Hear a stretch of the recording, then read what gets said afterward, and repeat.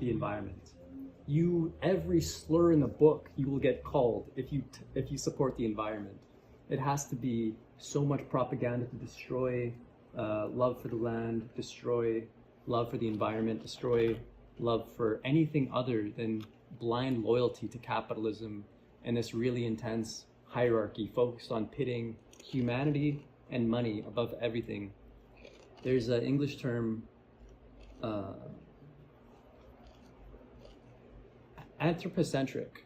It's a term that says like humans are the hierarchy, humans are above everything. Nothing means shit. Humans are above anything, humans are God, and you can just destroy as is. But the native view with kinship with the land, it's that like you're not necessarily superior to whatever life there is, but your life requires that life to exist too. So a coexistence is absolutely freaking necessary. And if you see the oil propaganda, it's so focused on making people hate the environment, hate everything, totally just care about money, care about nothing, no solidarity or anything. So the oil propaganda is really focused on destroying support for feminist stuff, support for native stuff, support for environmental stuff, anti-war stuff, anything to do with any cause, the oil industry will absolutely demolish support for.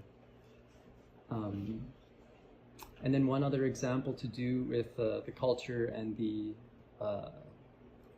culture and the land and the people is the buffalo. In the US somewhere, I think it might have been Alberta, it might have been a little bit further south in the United States, but there was 1 million buffalo who were slain. None of it was used, not 1 ounce of it.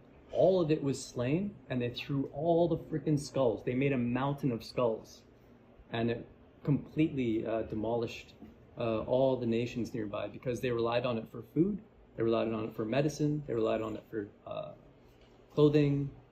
The entirety, so much of the culture was based on that, which like these folks, the pine trees is such a big part of them. So that was a really massive way that the colonial power waged genocide upon them, was directly destroying what they relied on. So that was just related to the this one, and like just to touch really quickly on like the broader indigenous struggle here. So we know that capitalism is built on exploitation. It needs to get worse.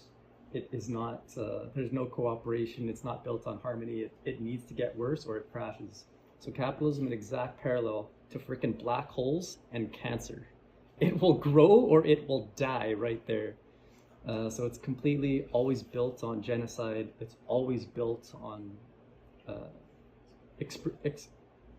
creating more exploitation. So that leads to like inequalities and the class relationship between the ruling class and the working class to get imposed on more and more and more things. So we see this relationship spawn 12,000 years ago with the development of private property.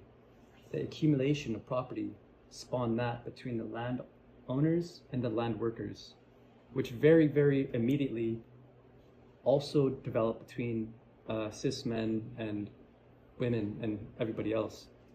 So then it was between the ruling class, the working class, men and women, and what we see today is it has continued to go onwards from abled and disabled, men and women, working class, ruling class, cis folks and trans folks, local folks and refugees, native folks and local folks, and this has continued to be stacked so that we end up with this massive amalgamation of oppression.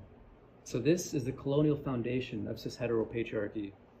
So patriarchy is mostly associated with just kind of not very well understood, just like men being the bulk of people who are the beneficiaries of this. But it's this incredibly 12,000 year long complex situation that has only gotten more and more complex and more frustrating. But it just lets you scientifically analyze the process of assimilation and the process of people conforming to these little rules to be given a certain amount of privilege, to be able to look the other way. So then that's what we see here, and that's what we see in Israel. Like, if the propaganda is so freaking vicious, I can't imagine how dehumanized and what the thought process is to live as an Israeli, how violent their thoughts must be on a day-to-day basis, the types of things they say to each other and hear from each other. It's disgusting. I can't even imagine it. But in a much, so that's like the explicit fascist process of what's going on. But here it's just so much older. So it's like really liberal, and there's like a lot of nice stuff to dance around the subject and to pretend that things are good. But yeah, it's such a long, messy process of assimilation. But by analyzing it, by talking about it, we can see how it goes. We can predict what people are going to think, how they're going to act, where we can build solidarity, and what we can do to support each other as we navigate this freaking gigantic mess. That's all. Thank you.